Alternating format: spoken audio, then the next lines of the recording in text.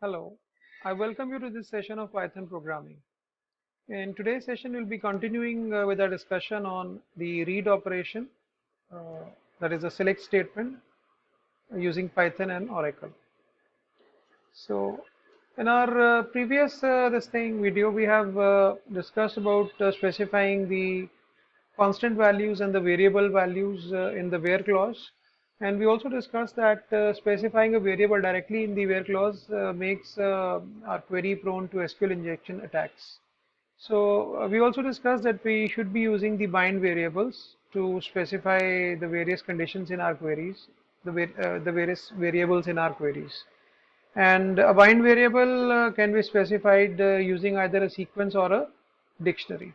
So let's see how we can use bind variables to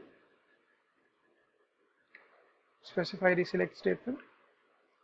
Let me open up a Python session for you, and let me open up the code that I've written for you. So I've written this code here for you, in which obviously first the connection is made, then the cursor object is made. I've taken, first of all, I've taken bind variables :1 and :2 to specify here. Just see the query now. I've written select these columns from emp where ename is equal to :1 and salary greater than :2. So here :1 and :2 are the two bind variables that I'm using. Okay. So these are known as positional bind variables. Okay. So irrespective of the name that we give it here, whether I write :1 here and :2 here, or whether I write :2 and :1 here, the first value would always go to the variable that is specified here. Okay, I'll show you how. So I've written this query, and when I execute this query, I pass a sequence with two values. First is quote and second is 2000. This quote is passed on to this variable :1 and this 2000 is passed to this variable :2. So the query becomes select these columns from emp where ename is quote and salary is greater than 2000. So if we have a employee's quote and salary is greater than 2000, that value should be displayed. Then I fetch all the rows. Obviously only one row is returned by this query. So I'm fetching the rows and then I'm printing those rows in a loop. So let's run it to see the output. So we can see that this row has been returned Scott with a salary of 3000. So obviously the query is satisfied where name is Scott and salary is greater than 2000. Now what I can do is I told you I can write this here, this here. So what do you think? Will the query return some error, or will it not return any rows, or will it return the same answer?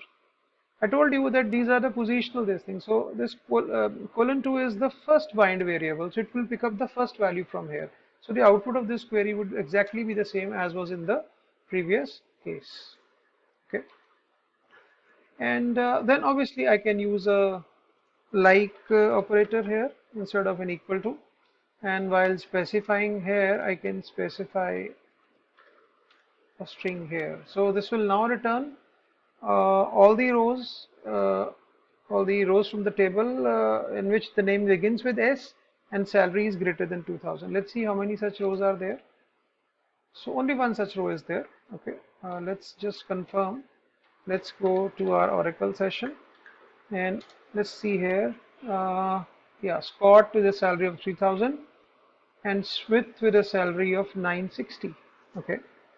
So obviously Smith is not having a salary of greater than 2000. So what I can do is I can make it 900 here. So if I make it 900 here now, this query should return two values, that is Smith and Scott. So that is how you can use bind variables here. Now this is an example of a bind variable with a sequence that we have written here. Okay. Now instead of positional bind variables, we can also specify named bind variables. Okay. So this :1, :2, :3 are the positional bind variables. Okay. So we can also have named bind variables. So what we can do here is I can just uncomment this.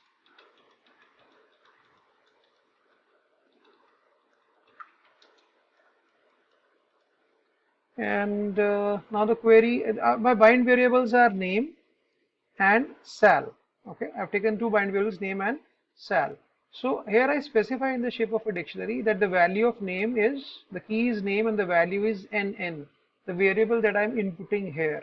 And the salary, the value, key value pair SS is the value which I'm inputting here. And obviously salary is int, so I'm converting it into int before I actually put it into this query. So let's run this query. Let's see how it, the first part is returned. Now let's name, search for a name. So let me search for Scott.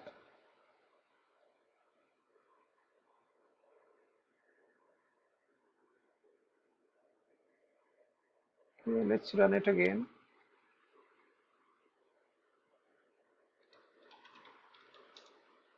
Scott, and salary as 2000.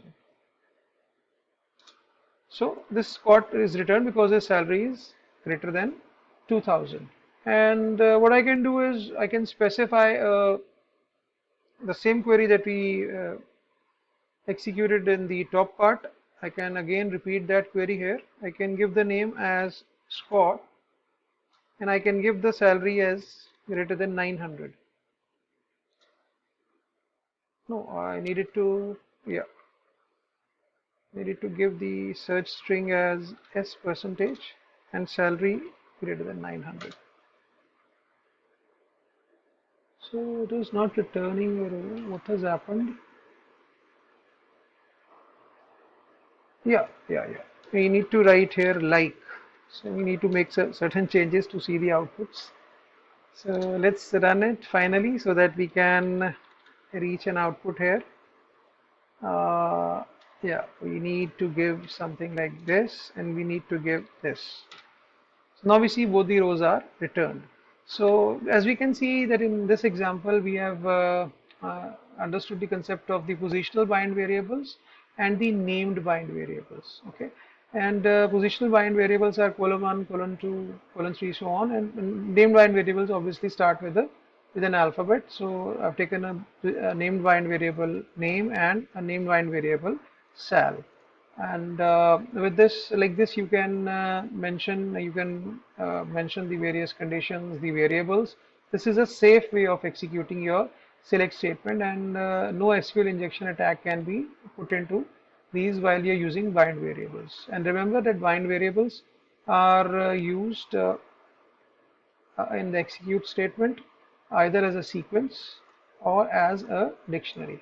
And one more thing, like we should be very clear that some like people who want to write some fast code, you can just put this entire line here. I need not be telling you this thing because this is a simple concept. Instead of writing here, so this can be written in one line also. So I can, the execute part first has a query in double quotes and followed by either a sequence or a dictionary. Okay, so if I run it, okay, so it will give you the same output, and then you can just finish this. Yeah, it will run also Scott and say 2000. So it will return this output. So that's all for this video. In my next video, I'll be discussing about the create option, the create operation in the Python Oracle connectivity. Thank you.